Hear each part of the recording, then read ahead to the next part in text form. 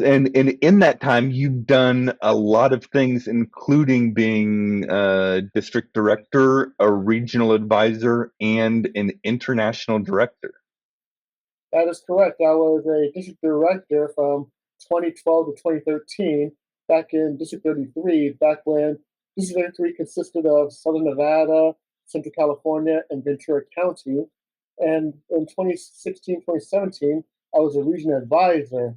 And back then, Region 2 featured Southern, all of Nevada, California above LA, Oregon, and Hawaii.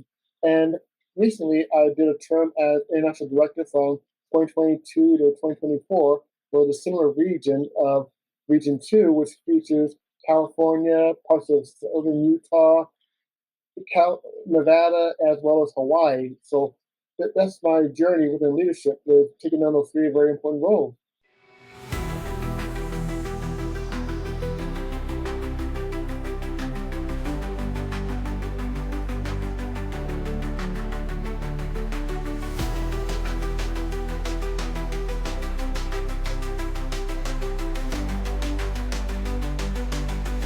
Welcome back to D50 After Dark. Today, our guest is Jesse Oakley III. Welcome to the show, Jesse.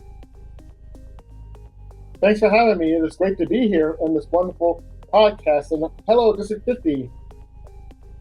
Yeah, Jesse. So you have had a long and varied experience in Toastmasters, right? Oh, most definitely. I could tell you right now that the Toastmaster journey officially started for me back 30 years ago when I joined Speechcraft. And then after my Speechcraft session, I actually joined my first Toastmaster club, Star Master Toastmasters, in 2002. And I took on leadership roles, I took on communication roles, and the rest is history to the point where I go from Star Masters to right now. So your first Toastmasters club was in 2002, so 23 years ago. Yes, that's correct. Wow. You're joining us today from the great state of of Nevada in Las Vegas. How's the weather in Las Vegas today? Actually, the weather is cooled down to 96 degrees Fahrenheit, so we had a chance to experience a little bit of a cool breeze that's below triple digits, and hopefully we get a chance to experience some rain, knowing that this time of the year in Vegas it's monsoon season, so you've got to determine how much rain you're going to get. Are you going to get a little rain, or are you going to get flash flood rain? That is up to the skies above to see what we're going to get. Very nice, very nice. So yeah, you were an international director, and that was a 2-year commitment. What's the most interesting thing about being an international director? I'll tell you what, the most interesting thing about me being international director is getting a chance to work with such an amazing board. I work with so many international directors that come from not only the United States, but also Canada, Europe, Africa, Asia, Australia, and China, and all over the globe. And I got to tell you something. The board I work with is so amazing and so fantastic. And but wait, there's more. We also got a chance to work with World Headquarters staff.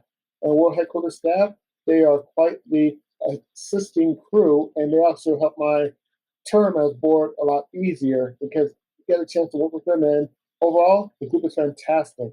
And my chance to be an international director was well worth it. And I would definitely like to do that again, too. Very cool. Yeah, you know what? You pointed to one of the things that should be one of the most obvious things about being an international director, but it's one I don't know if I've really considered. You get to work on a team of Toastmasters from all over the world, and Toastmasters is really strong in other parts of the world as well, like India and Taiwan and Africa and everywhere. So that's pretty amazing that you get to work closely with people from all over the world.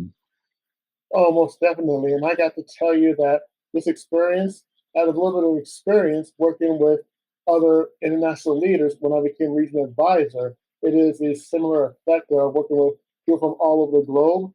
For the difference between regional advisor and international director is regional advisor is more of in the front. We get a chance to work with trio members up close.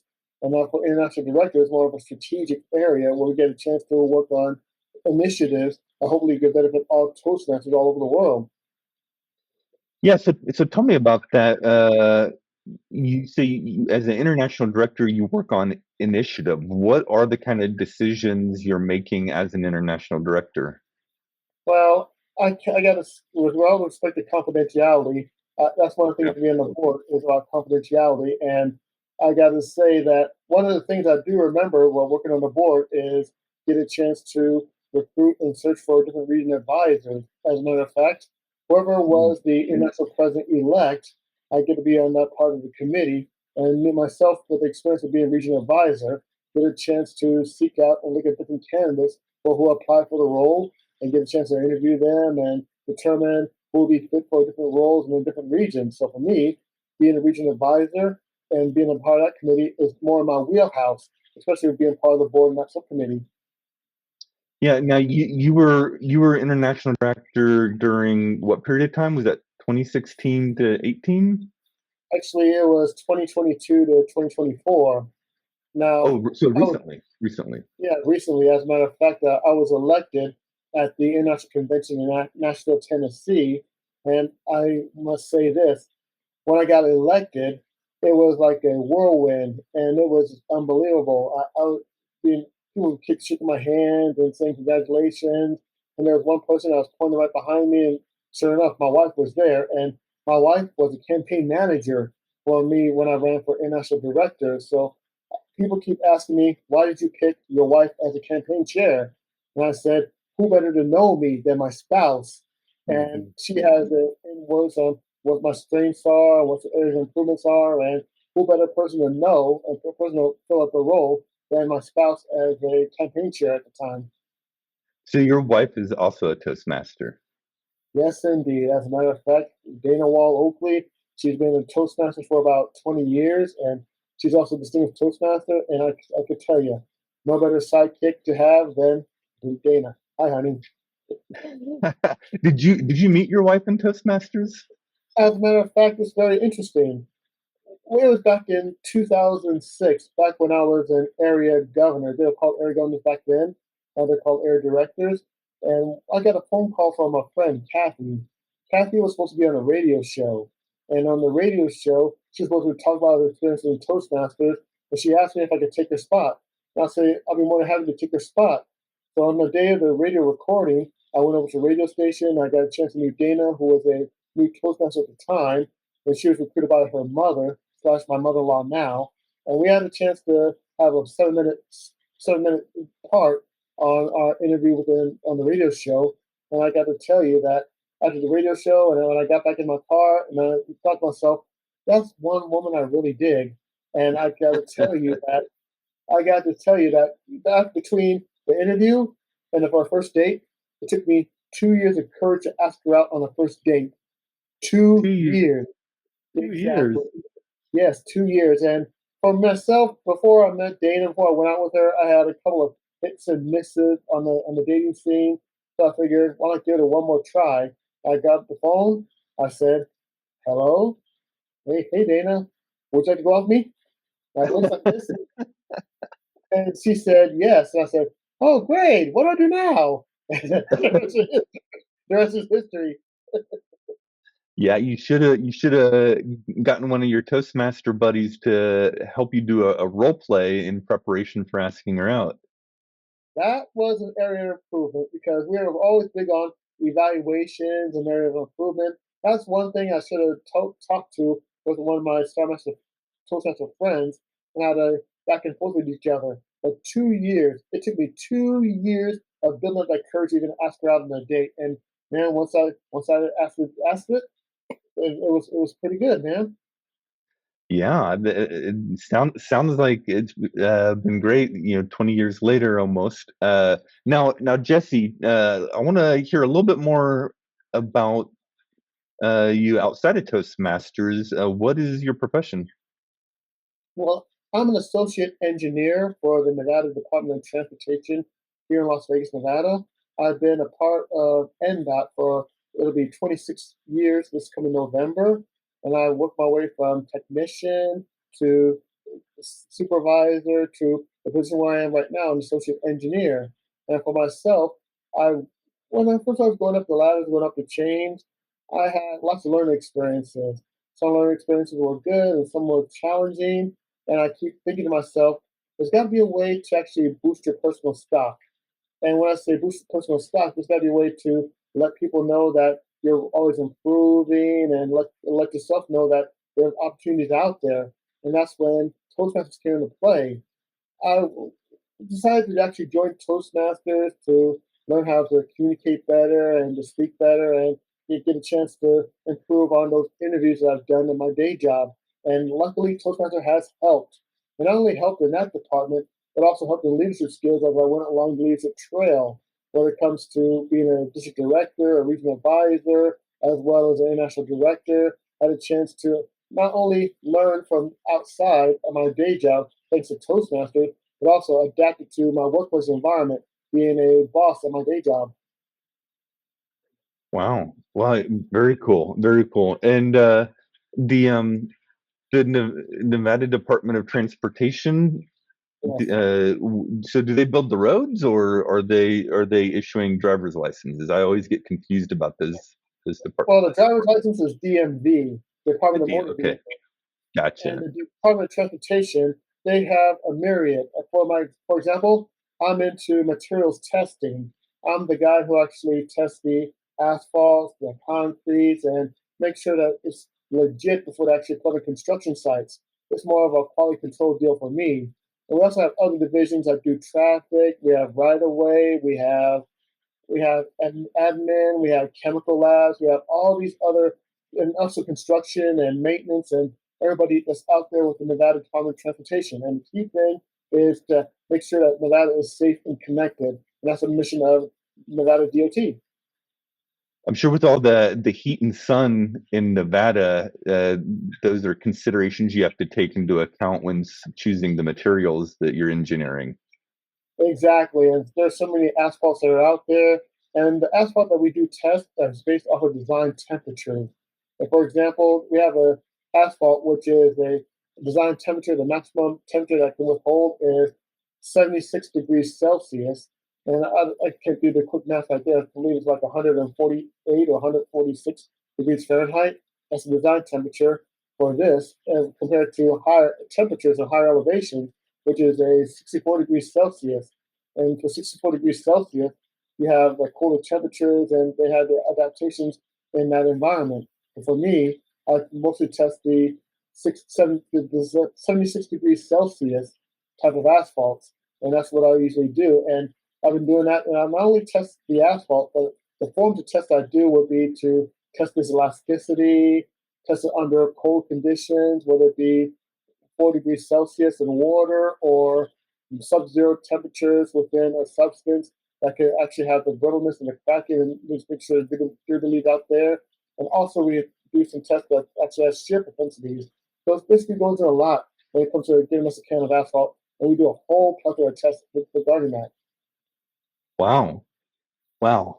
Yeah, and I always tell people that even highly technical professions like engineers and software developers spend most of their time communicating about their work rather than actually doing the technical work. Is that true in your experience as well? Exactly. And because my workplace is more physical, you do have the designers and the drafters and everybody else. And then they have to come up with the idea and then drop the schedule. And my mission is actually to focus on the actualities and the materials that actually match that design and make sure that everything is good to go and make sure that we're all communicating in a harmonious fashion. So once we make sure we have a project that is there, and once the project is complete, everybody will be satisfied.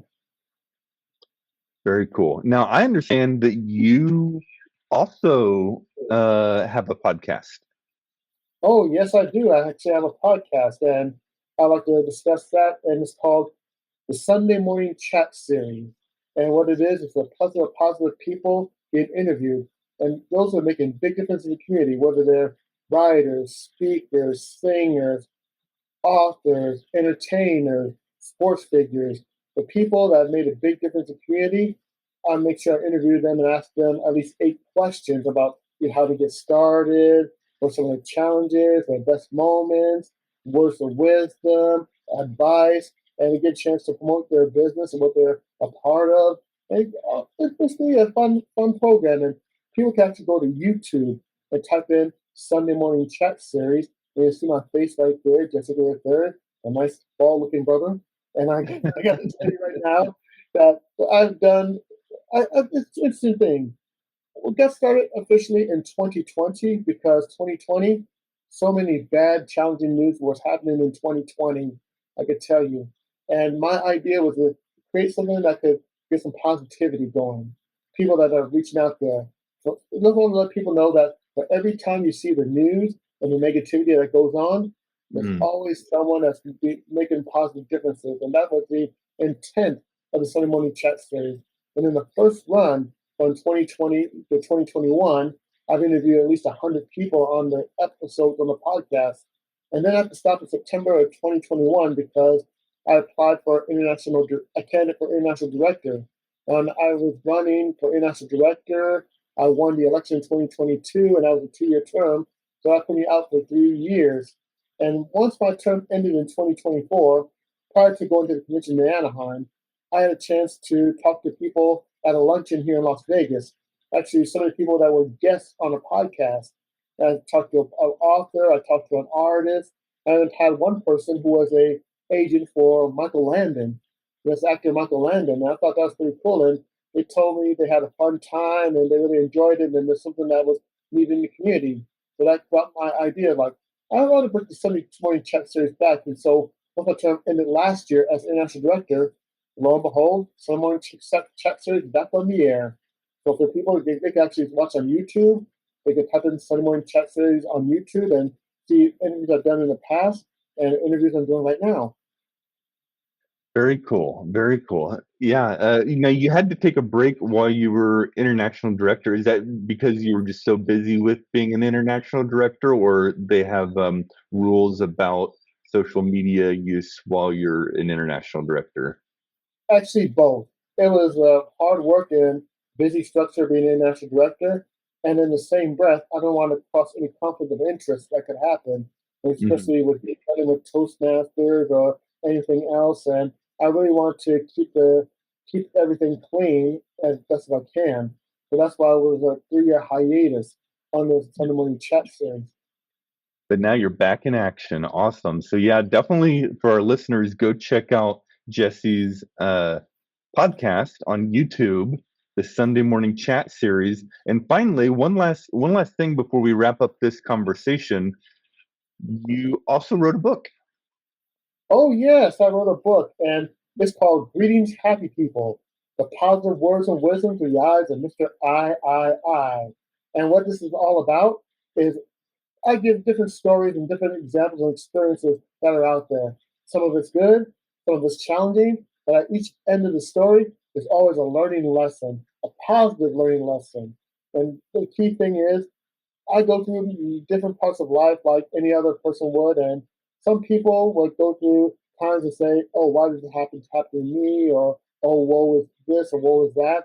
I'm here to let people know that no matter what color the clouds are, whether they're white, whether they're black, whether they're gray, when you look at the clouds, there's always a silver lining. There's always a learning lesson, and that is the intent of the book that Greens Happy People, and that is the positive words of wisdom for from the eyes of yours truly, Mr. I. And I tried to do it for the sad people. It didn't go too well. I tried to do it for the angry people. They almost ran me out of town. I tried to do it for the confused people. They looked at me and said, huh?